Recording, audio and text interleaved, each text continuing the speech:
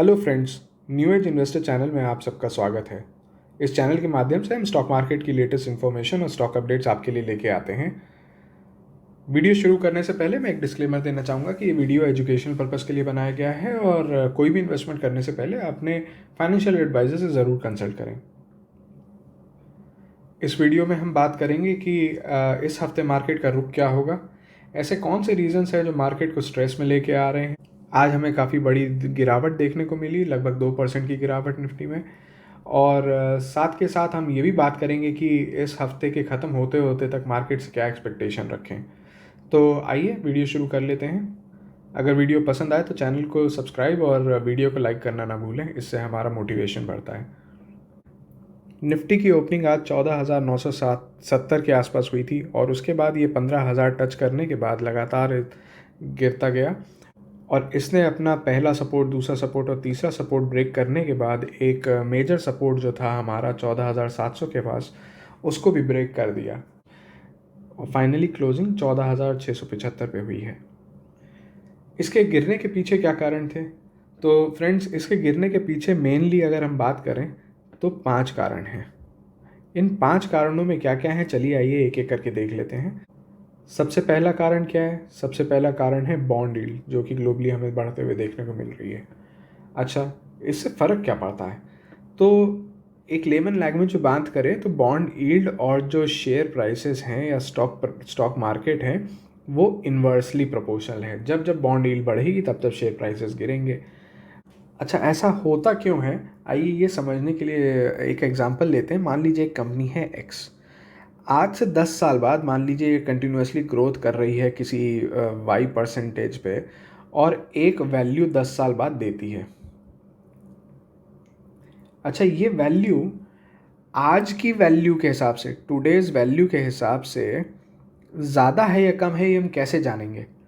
तो करते क्या हैं, इसकी डिस्काउंटिंग करते हैं।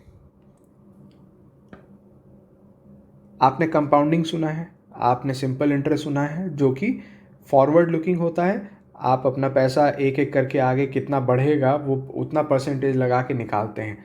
उसी का ऑपोजिट है डिस्काउंटिंग, कि जो वैल्यू 10 साल बाद है वो कितनी होनी चाहिए आज, उसको बॉन्ड यील्ड के परसेंटेज पे घटाते हुए देखते हैं कि वो वैल्यू आज कितनी है। अगर ये वैल्यू एक्स से ज़्यादा है, यानी कि हमारा शेयर प्राइस आज अंडर वैल्यूड है। अगर ये एक्स से कम है, यानी कि हमारा शेयर प्राइस ओवर वैल्यूड है। इसके बेसिस पे हम लोग एक असेसमेंट करते हैं कि इसमें इन्वेस्ट करना चाहिए कि नहीं।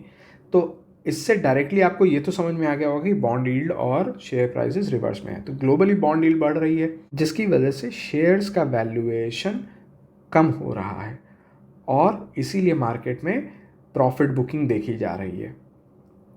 दूसरा कारण क्या है? दूसरा कारण है ऑयल। सीधी साफ बात, ऑयल जो है लगातार बढ़ रहा है। अब ऑयल के बढ़ने से क्या होता है भाई? ऑयल बढ़ेगा तो कई सारे रॉ मटेरियल के प्राइसेस बढ़ जाएंगे। रॉ मटेरियल के प्राइसेस बढ़ेंगे तो फिनिश गुड के प्राइसेस बढ़ेंगे, जिसकी वजह से ओवरऑल फिनिश गुड के प्राइसेस बढ़ेंगे। क्या क्या मतलब हुआ? सीधा मतलब है कि इन्फ्लेशन बढ़ेगा और इन्फ्लेशन बढ़ेगा तो आपकी जो करंट इनकम है वो जाहिर सी बात है कम हो जाएगी। यानी कि आप अगर 100 रुपये में 10 चीज़ें खरीद पाते थे तो अब आप 100 रुपये में 9 चीज़ें खरीद पाएंगे। होगा क्या? इवेंचुअली डिमांड कम हो गई। डिमांड कम हो गई तो ग्रोथ कम और वैल्यूएशन फाइनली कम। सो हो अगेन सब घूम फिर के वापस यहीं आता है कि इम्पैक्ट कहीं ना कहीं स्टॉक्स के वैल्यूएशन पे पड़ेगा। अच्छा, तीसरा बड़ा रीज़न क्या है?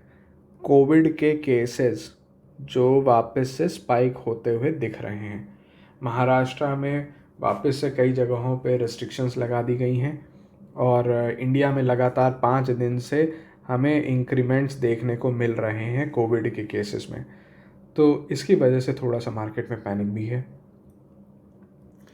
अच्छा, चौथा रीज़न क्या है? चौथा रीज़न, इन जनरल हमें मालूम था कि वैल्यूएशंस काफ़ी हाई चल रहे हैं।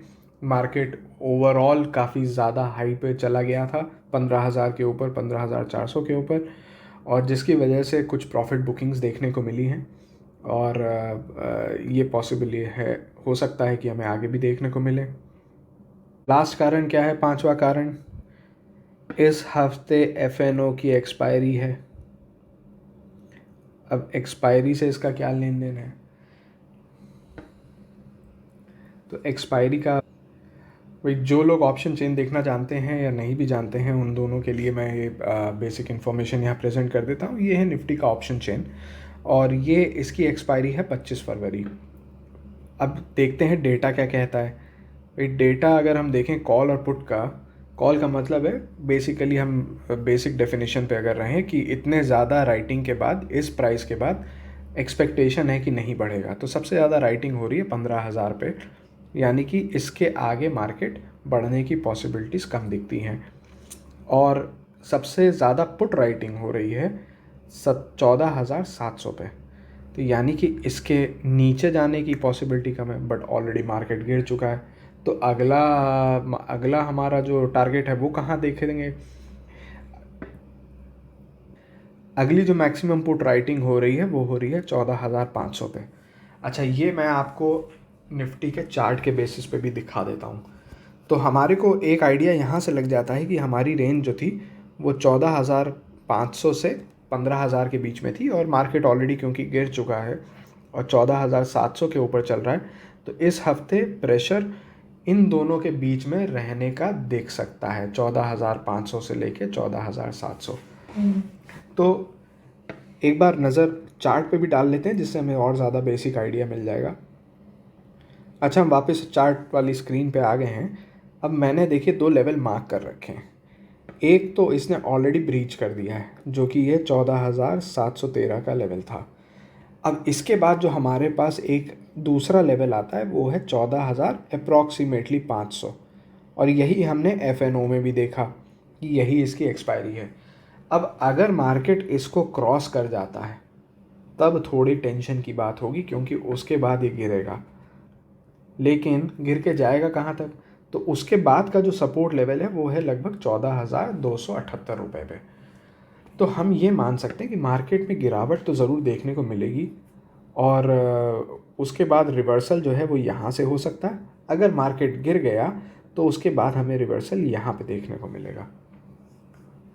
तो फ्रेंड्स, ये थी इस हफ्ते की पॉसिबिलिटीज़ और गिरने के पीछे रीज़न्स और मार्केट में जो चल रहा है, मेन इश्यूज़ हो रहे हैं उनके बारे में जानकारी। अगर वीडियो पसंद आया हो तो ज़रूर लाइक कीजिएगा और चैनल को सब्सक्राइब करना मत भूलिएगा। आज के लिए इतना ही है। आपका दिन शुभ हो। धन्यवाद।